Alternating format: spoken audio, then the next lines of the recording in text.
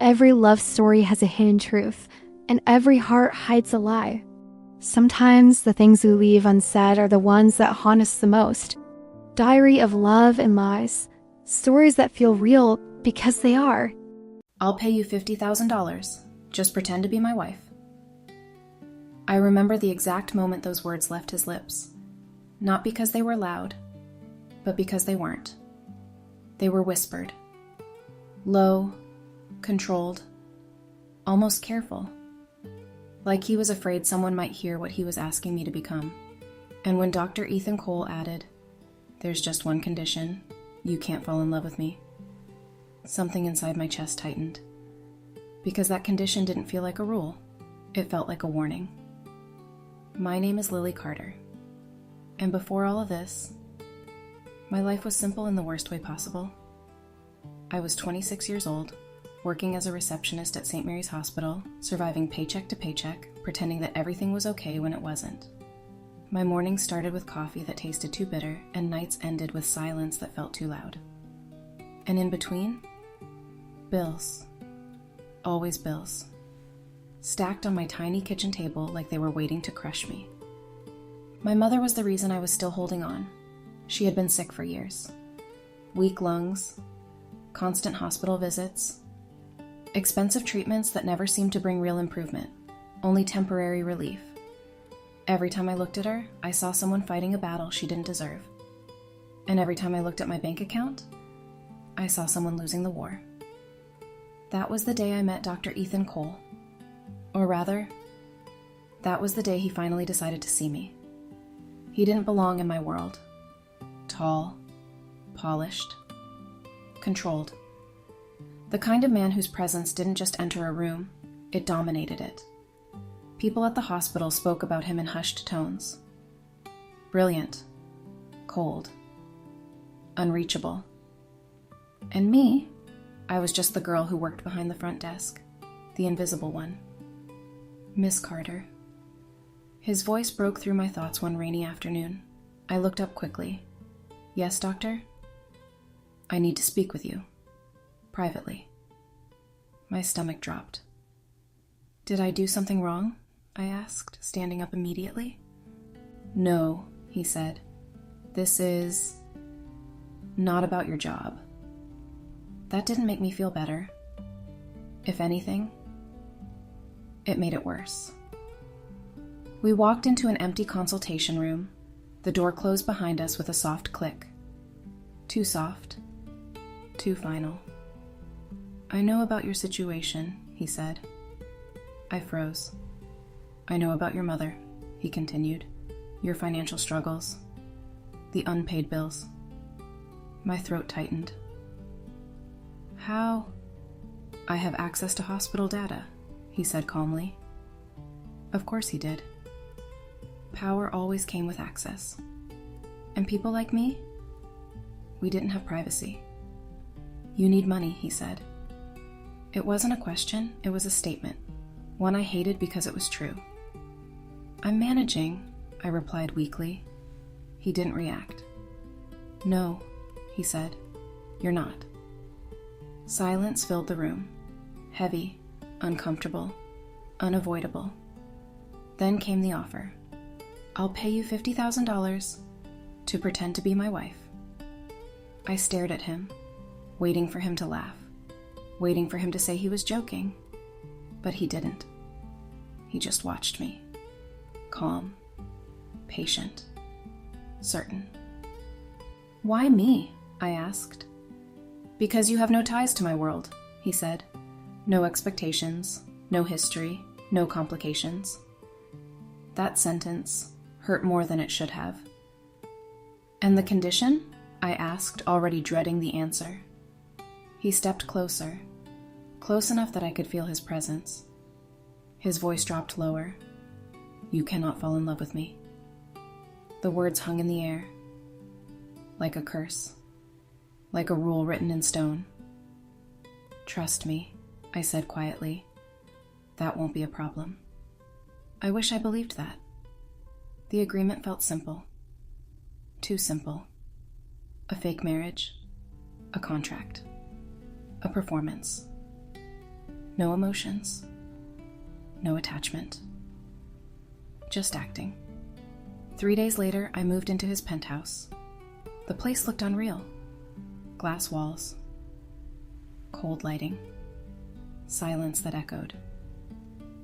Everything screamed control. Everything screamed wealth. And everything screamed temporary. "This is where you'll stay, Lass," he said. I nodded. Understood. But deep down, nothing felt understood. At first, it was exactly what we agreed on. We played our roles perfectly. In public, we were a couple. In private, we were strangers. "Smile," he would whisper at events.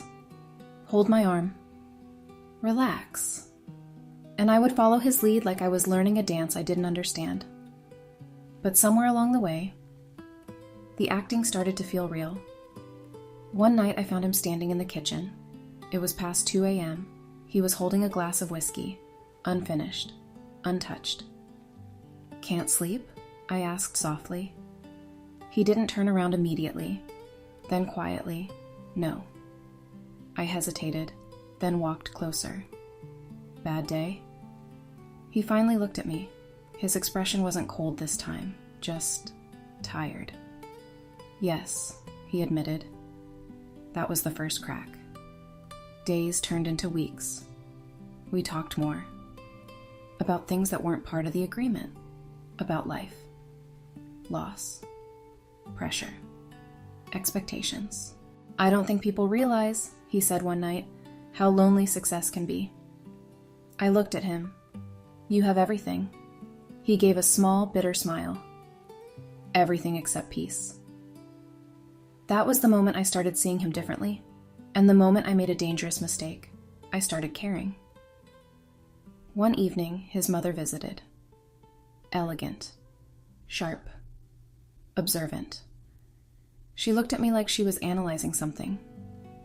"Ethan," she said, "you've changed." His grip tightened slightly around my hand. "You've become softer." I didn't know what that meant, but I knew one thing. She didn't like it. That night I asked him, "Am I doing something wrong?" "No," he said, but he didn't look at me when he said it, and that's when I started feeling it. The fear, the doubt, the slow realization that something wasn't right. Then came the moment everything broke. I overheard him. "She doesn't know." My heart stopped. "She won't find out," he continued, "and if she does, it won't matter." My chest tightened, because that didn't sound like someone who cared. That sounded like someone who was hiding something. I pushed the door open. "What are you hiding?" He turned, and in that moment, I saw it. The man I trusted was slipping away. "It's complicated," he said. "No," I replied. "It's not. Not when it involves me." Silence. Heavy. Final. "The marriage is part of a legal arrangement," he admitted. My stomach dropped. "To protect assets. So I'm just a tool?" I whispered. He didn't answer, and that silence was louder than any confession. "You told me not to fall in love with you," I said. "Yes." "Do you think that stops people from feeling?" He looked at me, but didn't answer. That was the moment I broke. I left that night, without a goodbye, without looking back. Days turned into weeks, and then silence, until one headline changed everything. Dr. Ethan Cole engaged to heiress Victoria Langston. I felt something inside me collapse. Not anger. Not sadness. Something worse. Acceptance. Months later, I saw him again, and he didn't look the same. Tired, empty, human. "I made a mistake," he said. "No," I replied. "You made a choice." "I didn't expect to care," he admitted. "That's the problem," I said. "You never expected anything real." "I can fix this," he said. I shook my head. "No, you don't fix this. You live with it." And I walked away. This time, it didn't break me. It rebuilt me. Because sometimes, the most painful love is the one that teaches you how strong you really are. Final line. He told me not to fall in love with him, but he never warned me what it would feel like when I finally learned to love myself instead.